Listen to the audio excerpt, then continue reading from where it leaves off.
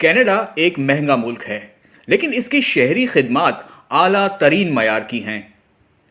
Christmas کی چھٹیوں کے دوران کراچی سے ایک فیملی چھٹیاں منانے کینیڈا گئی ہوئی تھی۔ فیملی میں ایک شخص، اس کی بیوی، 2 بچے اور اس شخص کا باپ شامل تھا۔ ٹورنٹو میں 3 دن کے بعد انہوں نے مونٹریال جانے کے لیے ایک کار کرائے پر لی اور چل پڑے۔ ہائی وے پر ایک 80 سال سے زائد عمر کی کینیڈین خاتون ان کے پیچھے ایک کار میں محفوظ فاصلہ رکھے ہوئے تھی۔ بچے پچھلی سیٹ پر سے بار بار پیچھے دیکھ رہے تھے اور اکثر کینیڈین خاتون کو ہاتھ ہلاتے تھے جو مسکرا کر جواب میں ہاتھ ہلاتی جاتی تھی۔ اچانک کینیڈین خاتون نے دیکھا کہ آگے کار میں ایک بوڑھے کا سر پچھلی سیٹ کی کھڑکی سے باہر نکلا اور اسے خون کی الٹی ہونے لگی۔ اس عورت نے جلدی سے اپنی کار سائڈ پر روکی اور فوری طور پر مدد کے لیے 911 پر کال کر دی۔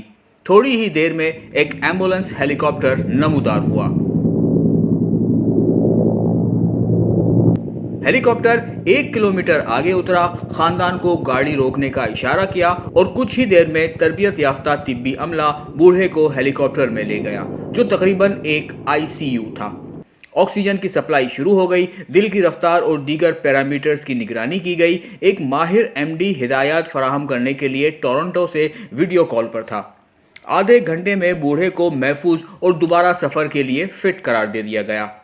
ان طبی خدمات کے لیے اس آدمی سے $3,500 وصول کیے گئے۔ ایک اوسط درجے کے پاکستانی خاندان کے لیے یہ بڑی رقم تھی۔ اس غیر معمولی مالی اخراجات کے ساتھ کراچی والا صدمے میں تھا۔